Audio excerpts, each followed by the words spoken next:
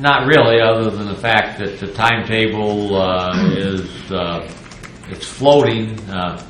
Xylan is more long-term. He had surgery, I think, September the 3rd, and we were told by Dr. Bear 3 to 4 months. So he's out of the cast in a boot, still in a boot. They're trying to get the ankle and foot where it's got the flexibility to just walk on it after that. So I think he's further down the road than Malik, who is being gently nudged along. Hadn't played in 18 months, twice broken his leg, and has not really gone into anything full-blown competitively. Done 5-0 stuff, done a little bit of controlled half-court stuff, but very little. Spot shoot, that sort of thing. So I don't know what his status will be. That's kind of still up in the air. Are there any additional questions for student athletes? JJ, you kind of had that lingering kind of injury last year. Have you been, I guess, more comfortable this year, just at least during practices? Does it feel more, like it doesn't bug you as much, I guess? Yeah, that isn't a problem anymore. That ended last year, so yeah, that's done with. Okay. Anything else for the student athletes? One more thing. Shooting, Coach Fisher said during the first press conference that he doesn't want this program to be known as a team that doesn't shoot very well. Have you guys been putting an emphasis on it during practices and whatnot? Well, everybody's worked on their game tremendously. People are taking steps forward. So I guess we just have to wait until the ball gets tipped up to see. Thank you, Winston. Thank you, JJ.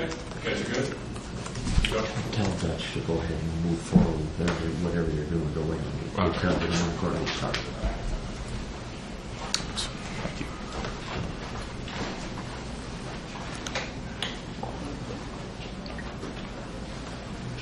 Questions for Coach? So, Coach, you heard us talking with the players sort of in the beginning about how the freshmen are assimilating to to the college style, to the college life, and playing with the team on the court. What have you seen from the coach's perspective than from the players' perspective of what those new guys are bringing? We knew we recruited a good class. We have 4 freshmen.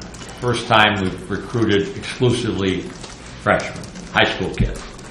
And they're good. The nicest thing about them is they're teachable. They want to get better. They know they don't have all the answers. And we've only got 2 of them out there now. So to be honest, it's hard to tell with the other 2 what's going to happen. But they're good people. Malik and Xylan are both good young guys and talented players. So we need to get them back where they can get out and get in the mix a little bit more. Trey Kell has a very unique feel for how to play. And that's hard to teach. He instinctively makes plays and moves that you don't teach. Whether you're an incoming freshman or whether you're a graduating senior, he's got a little knack of how to play. And Zavo is a point guard that plays a position that we need, and he plays so hard and wants to please so badly. So they're wonderful young guys, and all of them. I got an email the other day that on Saturday our 4 freshmen in Winston were in a restaurant, and an elderly woman was in having a birthday, and she raved about them. They came over and they wanted a picture with them, and they were so good. And I think that kind of tells you a little bit about the quality of people. And they, you got to have a bit of an ego to do anything. And they've got that, but they don't have an ego to the point where they think the world owes them a living, or they're not appreciative when people recognize them. They don't take it as a burden, and they've been really good at how they've handled themselves around campus, the community, and on the basketball field. Do you have a projected starting 5? Do I have a projected starting 5? In my mind, if we played today, I know who I'd start, and I'd just as soon keep that to myself. And yet I do know that, like JJ said, I think that's going to be ever changing. And we're going to play a lot of guys early, even against the good competition we're playing, and we'll find out who can do what and under what circumstance. But it'll be interesting for us too. I think a year ago, and we talked on this, Bernie, before, we were pretty set with Josh parachuting in, and the other spots were pretty much set as to who they would be. And I knew what we would get because we'd seen them all play.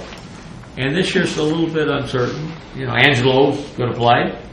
Didn't play last year, never played for us. The freshmen are going to play. They've never played in college. So it'll be interesting to see what happens. Is that a little bit of a change in philosophy for you? I mean, you've been a guy that you like to get a starting lineup and keep continuity, unless there's an injury, obviously. But to have that much flexibility and that much in fluidity, is that new for you?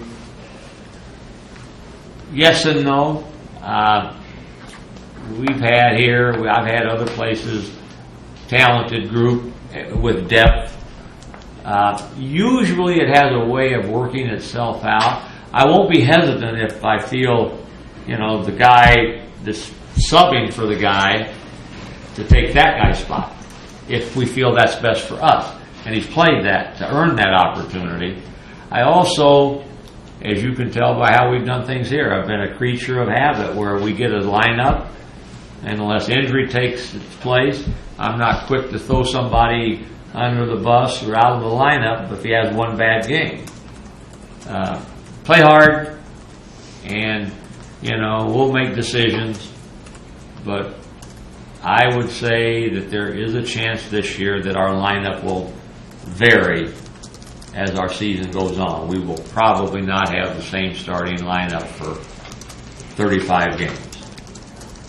So will X be replaced by one guy or a handful of guys? Probably multiple people. He won't be replaced. What he did for this program is mind-boggling. I don't think we've ever, in my 15 years, had a better performance in 1 year than what Xavier Thames gave us. Clutch play, smart play, team play, winning play, and whether it's to make a basket or hit Foley for a 3 against Boise State to win the game, he was incredible. That's going to be hard to replace.